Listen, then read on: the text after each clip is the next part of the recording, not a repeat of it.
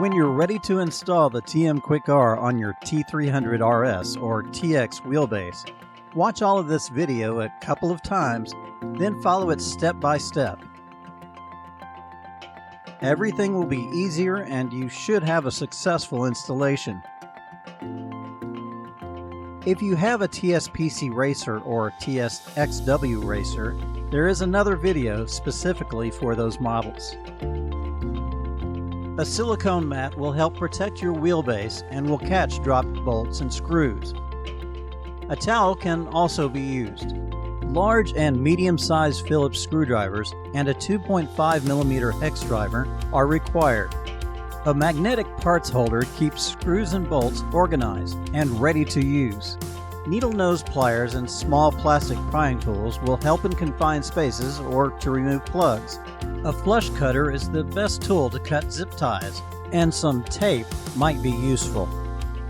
To prevent damaging screw heads, some hard to replace, use drivers with durable ends that are in good condition. Most of the screws on this wheelbase thread into plastic, so don't over-tighten and strip the hole. If you've had your base for a while, note that plastic may become brittle and break easily. You will be working close to a circuit board. Take measures to reduce any static discharges. Try not to touch or pry on the board, and be careful with tools and metal objects near the circuits. Let's begin. Use the medium-sized screwdriver and remove the 4 screws on the cover ring.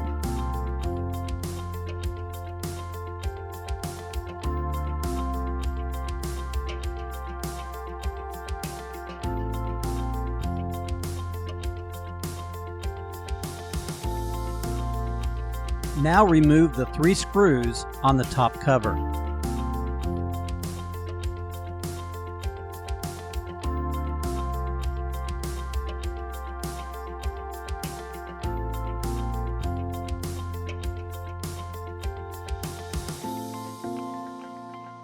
Turn the base over and use the medium screwdriver to remove the small screws around the sides of the housing's bottom. A magnet or magnetized screwdriver can help remove these small screws. The small screws in the deep recesses can be difficult to remove. A bright light can help you find the head. Be careful as you begin to loosen these screws. Be mindful of the screw's angle as it backs out, and make sure the driver's end stays firmly in place on the small screw head. To remove the top, it needs to release from the inside clips, one on each side, attached to the front of the lower section. Carefully lift the back of the housing, pull it forward slightly, and gently push in on the front of the lower section on that side. Be careful.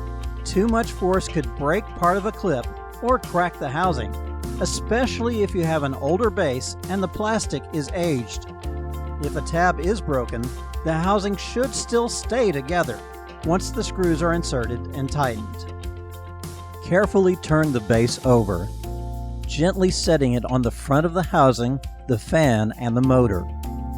To allow the inside frame to be lifted off the floor of the housing, use a large screwdriver to remove the long screws towards the back and the 2 short bolts at the front.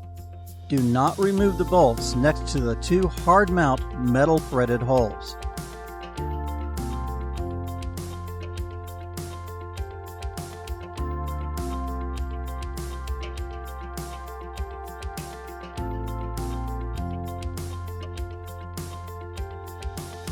While holding the internal components in place, turn the base upright with the front towards you. This is the DIN cable for the steering wheel. The internal frame will be lifted to remove and reinstall it, and access its plug on the circuit board. Remove this plug and tuck it out of the way. Slowly lift the internal components assembly, being careful not to kink or pull the wiring on the front, back, and underside. Raise it just enough to remove the DIN cable plug. Lower the assembly to rest on its mounts and not on any wires. Where the steering wheel DIN cable emerges from inside the shaft, there are 2 zip ties. Only the one holding the other zip tie in place needs to be cut. It fastens to a hook closer to the floor of the housing. Now you can lift the remaining zip tie off its tab. Move the cable around to free it from the zip tie bracket. Use the 2.5mm hex driver to remove the 4 screws on the inner steering wheel hub. These may have Loctite on them and can be hard to loosen the first time.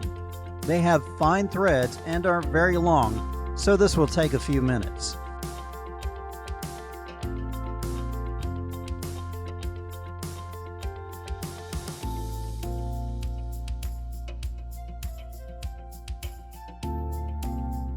Carefully pull the coupler and hub away from the wheel, pulling it off the center shaft. You may need to use a screwdriver to loosen it, but be careful not to damage the plastic housing. The inside DIN cable has a coiled section, but don't begin pulling yet. Turn the plug 90 degrees to the wires so it's easier to pull through the inside of the shaft. You could also use tape to keep it in this position. Feed the cable into the shaft while pulling the hub on the other end. Be careful as you insert the plug. It needs to slide through the shaft without getting caught, and never try to force or pull it through if it catches on anything. Now it's time to swap out Thrustmaster's coupling for the TM Quick R.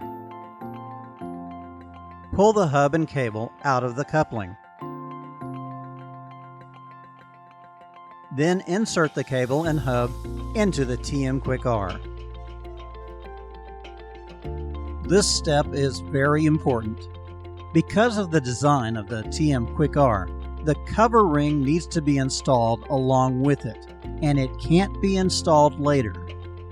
Before reinserting the cable, turn the shaft so this nylon stop is between these ribs on the housing. This will ensure that the cable is relaxed when the steering wheel is at 0 degrees. With the plug turned, insert the cable back into the metal shaft and carefully push it through. You could also use a long piece of wire to fish the cable to the other end. Retrieve the end and pull the remainder of the cable through. Make sure that the zip tie stays at the very end of the cable. The shaft has a slot on one of its sides, and the hub is keyed to match it. Now push everything into place. If used, remove the tape on the plug. Carefully lift the internal components again and route the cable behind the plastic standoff at the corner of the frame. For the 6-pin plug, check the alignment of the pins to the holes and push it firmly in place. You may need to lift the internal assembly for easier access.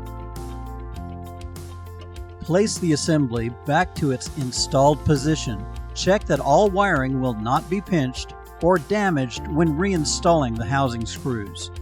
Reinstall the plug on the corner of the circuit board. With the zip tie at the end of the cable, place the end of the coiled section into the zip tie bracket. You can see here the hook below for the second zip tie, and the tab for the top zip tie that is still on the cable. Bend the second zip tie so it will curve in the correct direction as it's installed. Insert it down through the top zip tie, and it should curve so the end is easy to retrieve with needle nose pliers. Loop the zip tie and insert the end into its locking clasp, just enough for it to engage, but don't tighten it yet. Push the top zip tie all the way down on its tab. Push the second zip tie down and make sure it loops around its bottom hook. With everything in place, tighten the zip tie until it is snug, so the top zip tie stays down on its tab. Now trim off the end of the tie.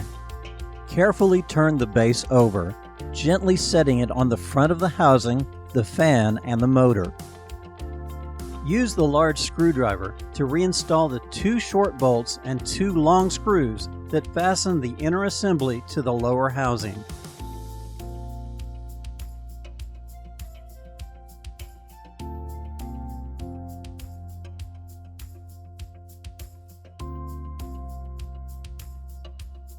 Turn the base upright with the hub towards you. Pull the TM Quick R and hub towards you just enough so the cover ring can be moved down to tighten the screws for the top housing.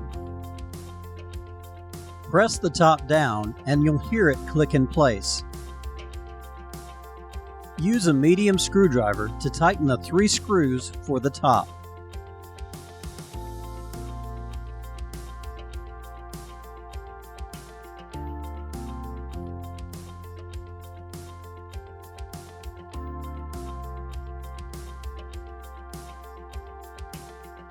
Move the cover ring to align the holes with their standoffs.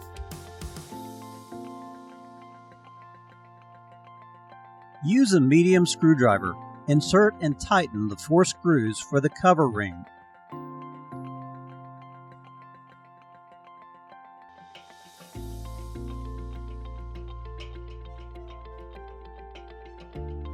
Turn the base over and use the medium screwdriver to tighten the 7 small screws around the outside of the housing.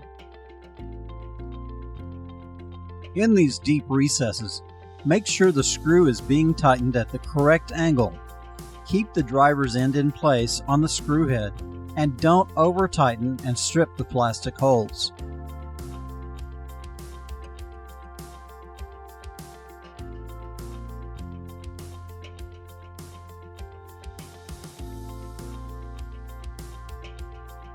Now the last step. With the 2.5mm hex driver, insert and tighten the long, fine-threaded bolts into the hub. Be careful not to cross-thread them as you begin each one.